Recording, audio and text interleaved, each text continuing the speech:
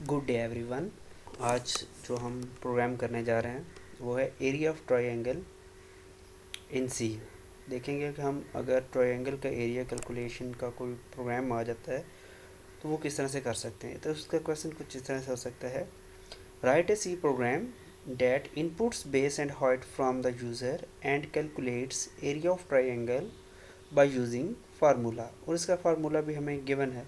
इस तरह से हमें सर्कल का फार्मूला गिवन हो सकता है या किसी भी प्रोग्राम का फार्मूला गिवन हो सकता है, बट हमने उसमें से देखना है कि हमने यूज़र से क्या इनपुट एक्सपेक्ट कर रहे हैं।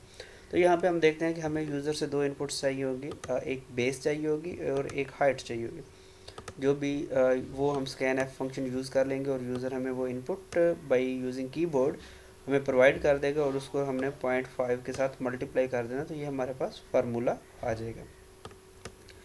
तो एरिया जो है वो 1/2 बेस मल्टीप्लाई बाय हाइट। ये जो स्टार होता है एस्ट्रिक साइन, ये बेसिकली इसके अंदर सी के अंदर हमारे पास मल्टीप्लाई का साइन को रिप्रेजेंट कर रहा होता है। तो यहाँ पे हम देखते हैं दो इनपुट्स हमें चाहिए और इसको हम देखते हैं सी के अंदर जाके कमांड डी प्रेस किया मैंने और मैं डेस्कटॉप पे मूव करके डेस्कटॉप पे मूव करने के बाद मैं Dev C plus plus open किया मैंने। और यहाँ पे लास्ट वीडियो के अंदर हमने देखा था कंट्रोल एन प्रेस करने से आपका आ जाता है, या फिर फाइल के मूव करने के बाद यहाँ पे सोर्स के ऊपर क्लिक करने के बाद भी हमारे पास जो सोर्स फाइल है जहाँ से हम जो सी का प्रोग्राम लिखेंगे, सबसे पहले हम जो है वो प्री प्रोसेसिंग डायरेक्टरी जो है वो लिखेंगे। उसको लिखने का तरीका कार है hash include conio dot H और इसके बाद हमारे पास hash include stdio dot H. ये हमारे पास मोस्टली हम यही लिखते होते हैं। थर्ड, हम अगर कोई मैथमेटिक्स के रेलेवेंट अगर बहुत ही ज़्यादा काम करना हो तो फिर हम लिखते हैं hash include math dot h, like square root वगैरह फाइंड करने के लिए। वो भी हम एक प्रोग्राम करेंगे। आफ्टर दिस हम वो प्रोग्राम करेंगे इंट मेन, और मेन के बाद आपने यहाँ पे ब्रैकेट्स लगाई और ये body of the main program आ गया। और मेन ऑफ प्रोग्राम के अंदर सबसे पहले आपने ये तो अपने सोचना है कि हमने फार्मूले के अंदर हमारे पास हाइट और बेस दो एज इनपुट लेनी, और तीसरी जो दो इनपुट्स को हमने मल्टीप्लाई करके हमने किसी तीसरे वेरिएबल के अंदर स्टोर करनी है।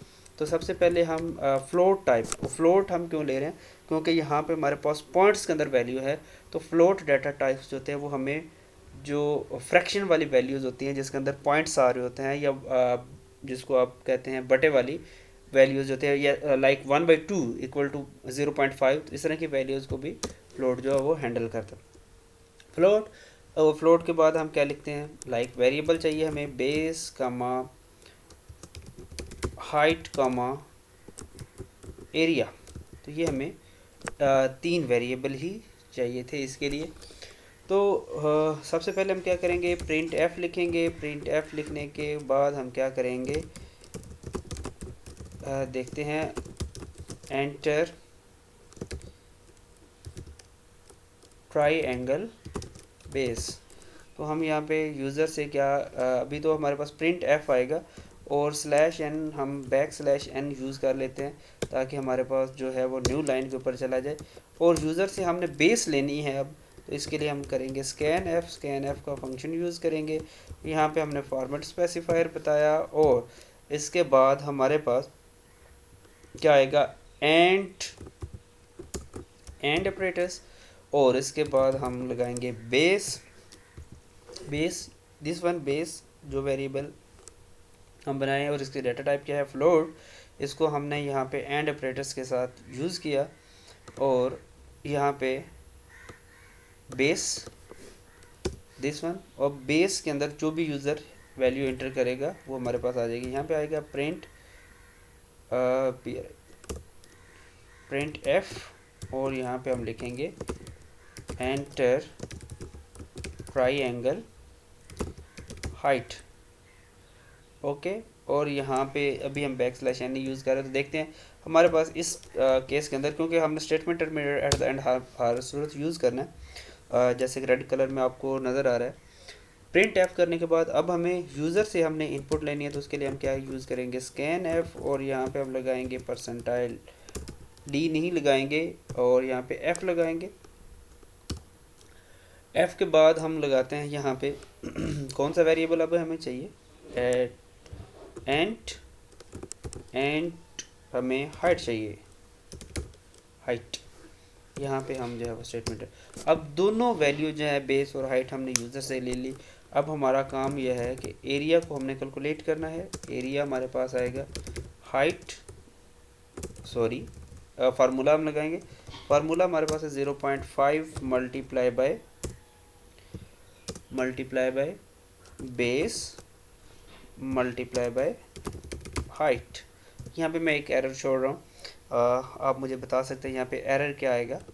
ज़रा सोचिएगा, इस लाइन के ऊपर कोई एरर है, और यहाँ पे आपको कमेंट्स करके भी बता सकते हैं।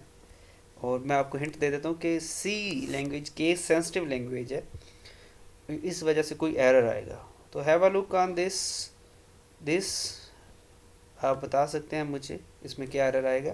थोड़ा सा टाइम आपको दिया जाता है। ओके, एरर तो बाद में हम रिमूव करेंगे, एक दफ़ा कंपाइल करेंगे, उसके बाद देखेंगे कि एरर कौन कौन से आते हैं।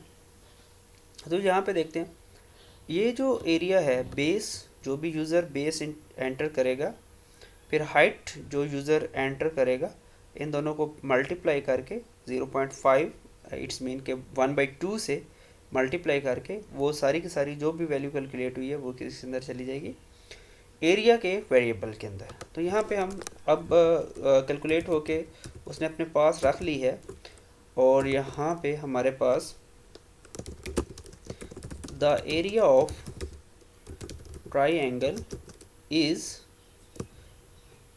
परसेंटाइल एफ कामा, यहाँ पे हम क्या लिखेंगे, एरिया। ओके, अब हम हमारा प्रोग्राम कंप्लीट हो चुका है, लेकिन बट यहाँ पे भी एक कोई एरर है। आप मुझे बता सकते हैं कौन से एरिया के अंदर एरर है। तो ज़रा सोचें यहाँ पे क्या एरर हो सकता है। तो अभी हम कंपाइल करते हैं, कंपाइल के ऊपर हमें जो जो एरर होंगे वो हमें डेफिनेटली बताएगा। तो यहाँ पे पहले वो कहता है जी सेव करें। सेव करने के लिए मैं जो है वो न्यू फोल्डर ले लेता हूँ। फोल्डर मैं ले लेता हूँ, इसका नाम रख दें area of try angle.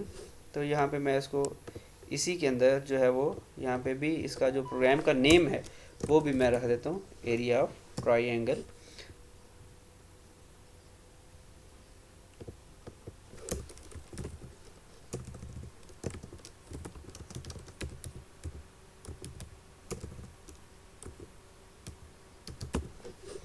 Okay, अब मैं प्रोग्राम को करता हूँ सेव।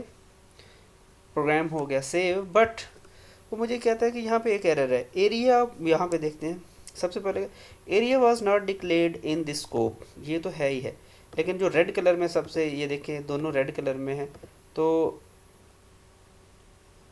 यहाँ पे तो दोनों ही रेड कलर में है। तो इसको देखते हैं, ये एरिया वाज नॉट डिक्लेयर्ड, क्या मतलब एरिया वाज नॉट डिक्लेयर्ड, हमने तो यहाँ पे लिखा हुआ है, यहाँ पे भी लिखा हुआ है, क्या मकसद।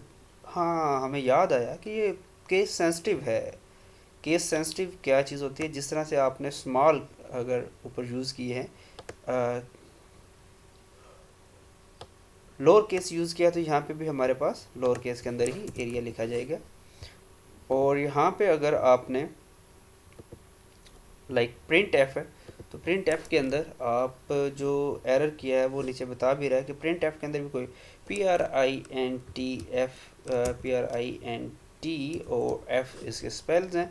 तो अभी चेक करते हैं कि क्या हमारे पास रनिंग फॉर्म में जाएगा या नहीं। तो कंपाइल करते हैं, यस इट्स वर्किंग। उसने कहा कि कंपाइलेशन रिजल्ट एरर 0 है, वार्निंग 0 है, और यहाँ पे हमारे पास फाइल आ गई। फाइल आउटपुट साइज़ जो है वो इतने KB है, और कंपाइलेशन टाइम जो है 0.52 सेकंड इसको लगे हैं कंपाइल होने में। अभी हम इसके अंदर ज़रा देखते हैं इसकी आउटपुट क्या आएगी। अभी देखते हैं यहाँ पे हमारे पास कंपाइल करके कंपाइल रन कर लेते हैं। कंपाइल तो हो चुका है हमारे पास। तो यहाँ पे देखते हैं कुछ इस तरह से, मैं मैग्नीफायर भी ऑन कर लेता हूँ।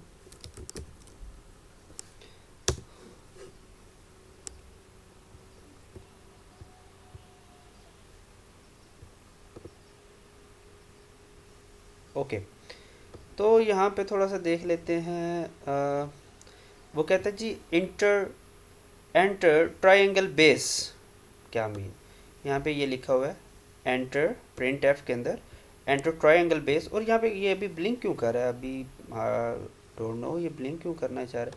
ब्लिंक यहाँ पे देखते हैं क्योंकि स्कैन एफ के अंदर वो हमें कह रहा है, सॉरी आप थोड़ा सा यहाँ पे जो हमें कह रहा है कि स्कैन एफ के अंदर, स्कैन एफ जब जैसे ही आएगा तो यहाँ पे ये जो अभी हमारे से डिज़ायर इनपुट मांग रहा है, जो स्कैन एफ का फंक्शन है यहाँ पे वो कह रहा है कि जी हमें कोई आउटपुट दो। तो लाइक मैं 8.5 क्योंकि मैं पॉइंट वैल्यूज़ के अंदर इसको फ्लोट मैंने डिक्लेयर किया हो, तो यहाँ पे 8.5 लिखने के बाद मैं करूँगा एंटर, एंटर प्रेस करूँगा।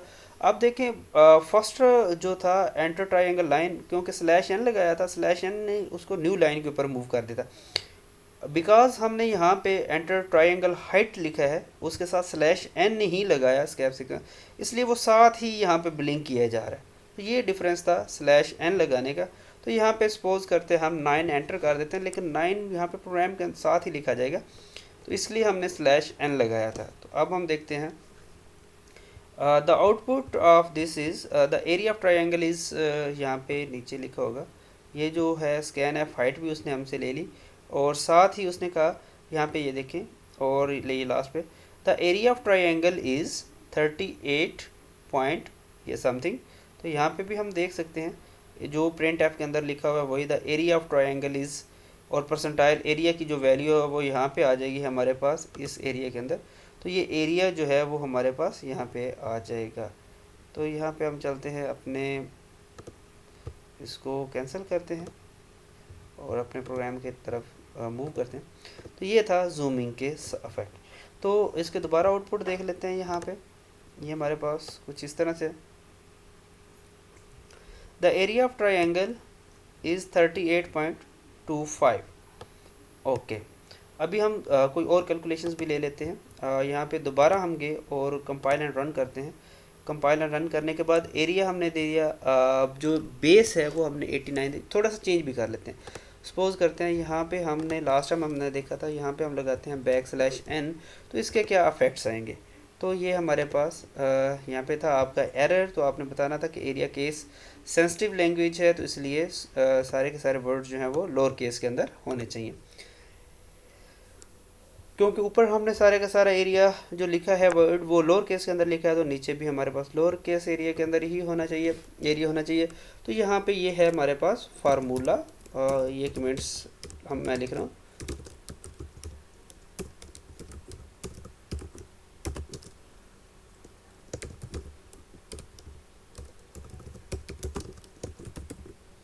ओके, तो ये जो कमेंट्स के अंदर हमारा होता है सेक्शन, ये भी हमारे पास इन द फॉर्म ऑफ आपके आउटपुट की शेप में नहीं आता, जो जो आप कमेंट्स करते जाते हो। तो ये हमारे पास प्रोग्राम था इसका। तो इसको अभी हम दोबारा से एग्जीक्यूट करके देखते हैं। एग्जीक्यूट किया, कंपाइल एंड रन किया, और यहाँ पे